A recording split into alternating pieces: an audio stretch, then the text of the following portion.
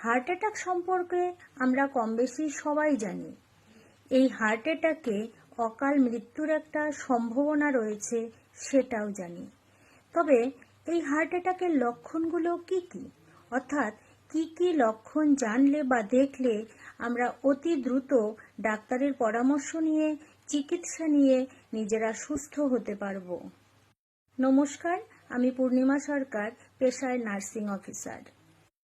আজ আমি এই হার্ট অ্যাটাকের বেশ কয়েকটি লক্ষণের কথা বলবো, যে লক্ষণগুলো দেখলে আমরা খুব তাড়াতাড়ি ডক্টরের পরামর্শে এবং হসপিটালে পৌঁছে চিকিৎসা নিয়ে সুস্থ হতে পারবো।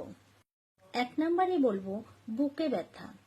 হার্ট অ্যাটাকের প্রধান এবং প্রথম লক্ষণ হলো প্রচণ্ড বা তীব্র বুকে ব্যথা, যে ব্যথাটা কয়েক সেকেন্ড থেকে কয়েক মিনিট হতে পারে। এই ব্যথাটা হবে বুকের মাঝ বরাবর, অনেক সময় আবার বাঁ দিকেও হতে পারে। ব্যথাটা একটা নির্দিষ্ট জায়গায় থাকতেও পারে, নাও থাকতে পারে। ব্যথাটা এতটাই তীব্র হবে যে মনে হবে কেউ ছুরি দিয়ে আঘাত করেছে বা বুকের হাড় ভেঙে গেছে। এই ব্যথা অনেক সময় বুকের থেকে ঘাড়ে উঠে যায়, ঘাড়ের থেকে আবার সেটা বাঁ হাতের দিকেও নেমে যায়।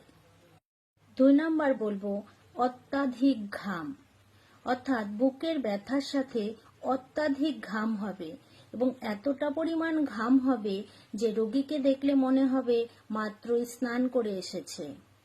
এই ঘামটা হবে ঠান্ডা ঘাম। 3 নম্বরে বলবো মাথা ব্যথা বা মাথা ঘোরা। বুকের ব্যথা তো থাকবেই, সেই সঙ্গে রোগীর প্রচণ্ড মাথা ঘোরানো বা মাথা ব্যথা হতে পারে। যেহেতু আমাদের হার্টের সাথে ব্রেনের একটা যোগাযোগ থাকে, তাই এটা হয়ে থাকে।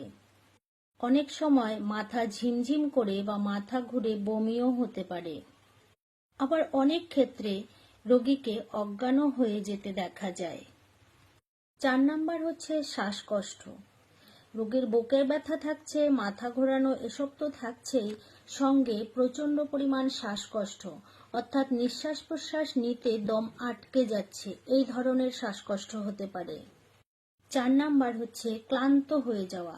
হয়তো হালকা সামান্য কিছু কাজ করছে, কিন্তু কাজ করতে করতে বেশি পরিমাণ ক্লান্ত বোধ করা।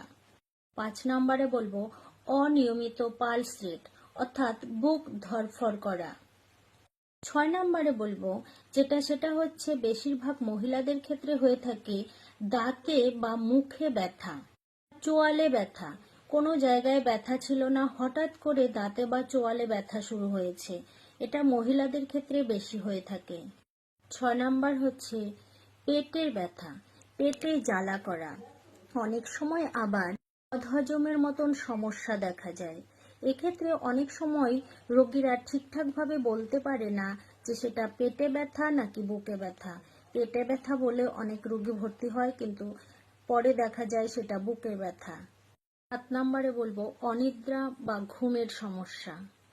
তবে অনেক সময় আবার সবগুলো লক্ষণ যে দেখা যাবে এরকম ব্যাপার নেই, কিছু কিছু লক্ষণ থাকে, কিছু কিছু লক্ষণ থাকে না। সেক্ষেত্রে সেটাকে বলা হয় সাইলেন্ট অ্যাটাক।